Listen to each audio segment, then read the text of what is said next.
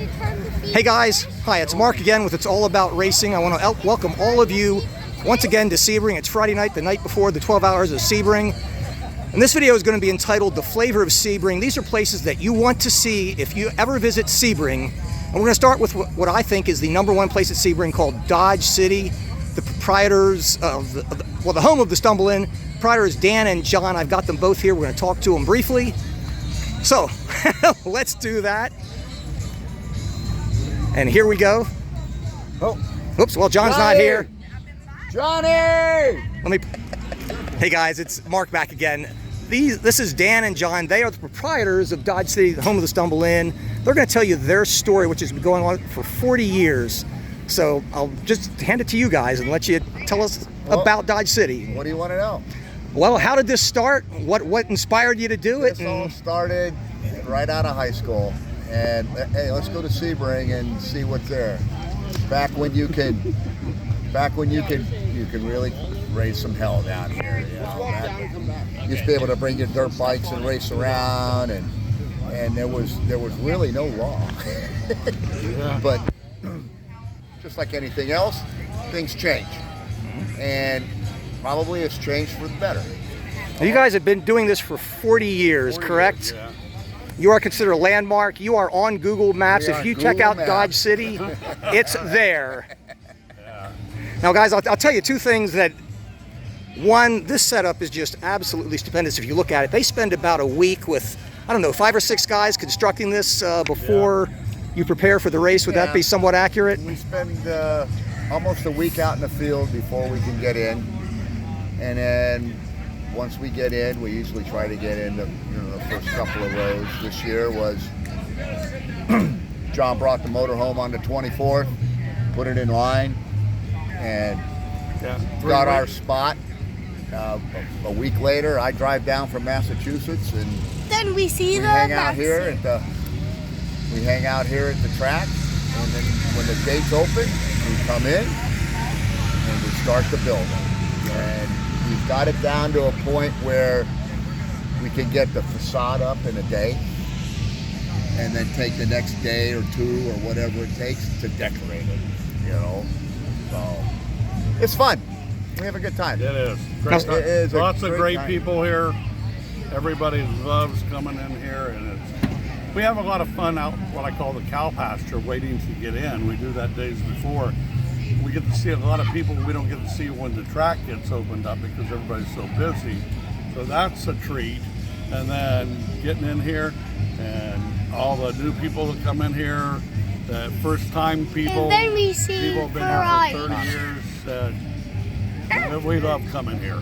And it's like going to a class reunion. You haven't seen anybody for a year, and then everybody shows up, and everybody has their yearly stories of what's gone on during the year, and in preparation to coming in here. But I don't know. We have a good time. I don't know how to tell you. Well, we welcome you. I know you're kind of new at this, but I am. Hopefully you'll be here every year after this. I certainly hope to. It's 5 years going now, but guys, I'm going to some highlights I want to show you here, and these guys actually bring a fish tank. You can see it right there. They fill it with goldfish. It's here every year, but I think probably even more exciting is your rooster, which you have over here. And I know you've got a great story about the rooster because you told me the other day it got loose on the track one day. Yeah, it got loose on a track, and they had to black flag the race, or red flag the race, because there was a rooster on the track. And then we had 3 You were here, semi-intoxicated people trying to chase a rooster. It was so funny. I don't know if you've ever tried to chase a rooster down. Never had the opportunity. Best shape of my life, and never any alcohol involved. I'd never catch it. Right? And we got guys that are falling down trying to dive and get it. Anyway, well, we finally got it. We finally got it. Yeah. Finally got it.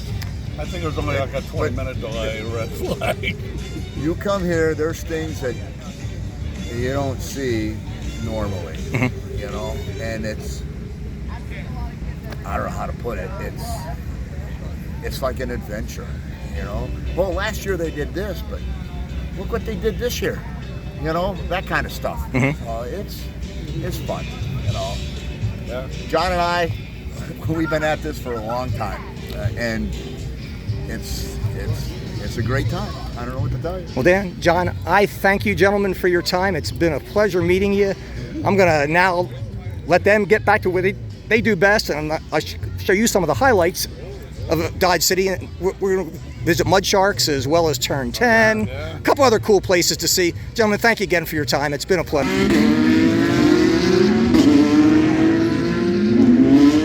Hey guys, welcome back to It's All About Racing. I wanted to show you the rooster that we have here at Dodge City. This is one of the famous sights you have to see if you ever come here. This property is highly protected by highly trained chickens. They bring this every year. Beside it is the ex-wife's car, and I'll just leave that at that. And then this is the gravestone, R.I.P., full of everything every person has come by has drunk, has dropped on the ground. Beside that is the Dodge City 40 years at Sebring, the mailbox that you get, stumble in, Dodge City, very nicely done. Again, we'll take a look at Dodge City itself. 40 years of this, again, a very comfy place to come stay if you're here. And this is the famous fish tank at Dodge City as well. And then again, there is the chicken that they have. Great place, cool place. Come by if you're ever in Sebring. Okay guys, this is Mud Sharks. This is the second place, Dodge City, that you certainly want to check out should you come here. It is just, I really don't know what to say. I'm gonna kind of just scan over here. Let you pause and read the signs if you would like. They've got an interesting story to tell. Mud Sharks, eat, shit, and die. Yeah, I'm sorry guys, this is not a kid's video. There is nothing in the green park area of Sebring that is, but there you have it, Mud Sharks. Next to Mud Sharks is the SpongeBob bus, and unfortunately SpongeBob right now has been deflated. I don't know what's wrong with SpongeBob, but it's a really cool place to see again should you come by here. Next, folks, I'm going to take you to Turn 9 and 10. Well guys, this is Turn 10. This is another highlight that you have to see. This is most visible at night. It's all lit up. There's always music playing. As you can see, the Redneck engineers have done a phenomenal job of building this structure. And beside it, you'll see a more leisurely component of it right here. You hear music playing in the background. That you will hear everywhere here at Sebring. And here's one of the signs that they have that I will show you. Now here's a number sign, or a sign that you will see at Turn 10. You will see signs like this all over the place here. I'll just leave this at that and let you think of what you may. We'll move over to this one. And here we are, fishing naked. Now this is the bubble blower, and you can hear the Spanish polka in the background here. They blow bubbles 24/7, guys. It never ends. Now guys, here we're more along Turn 9. I call this place Pirates Cove, and you can kind of see why. Now guys, I don't know really what to call this place, but it is full of interesting things like this. And here you can see no stupid people.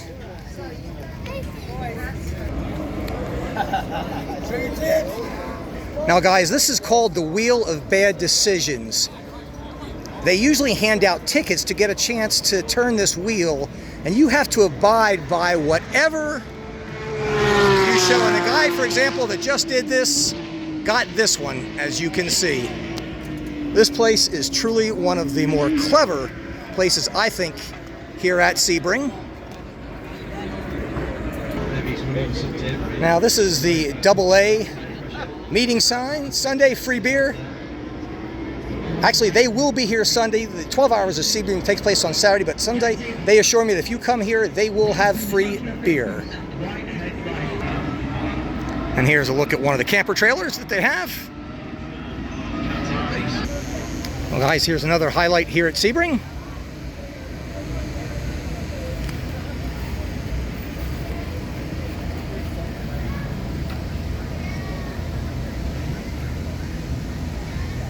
Quite attractive, I'd say. Now guys, I call this place the Flamingo Palace. When you take a look at it, you'll understand why. Down here at the bottom, we have your brass balls hanging, basically. If you take a look at this sign very, very closely, it should give you some Monty Python references, particularly Monty Python and the Holy Grail. I don't know if you guys remember that one. And I am told that each of these flamingos represents a car that they have experienced over the years. I'm sorry, go ahead, tell me what you got there. These are all current cars on track for the GTP class. Okay, these are the GT cars. Except for the number 77, which is the T-Rex car. And the 917, which is just you gotta have the 917. Thank you, appreciate it. I call this place the Flamingo Palace. What do you call it? Team Mimosa. Team Mimosa. There we have it, guys. I was wrong. Thank you very much, appreciate it. And I'm just going to take you through here, guys, and just take a look at what they have creatively done here. It's really quite remarkable.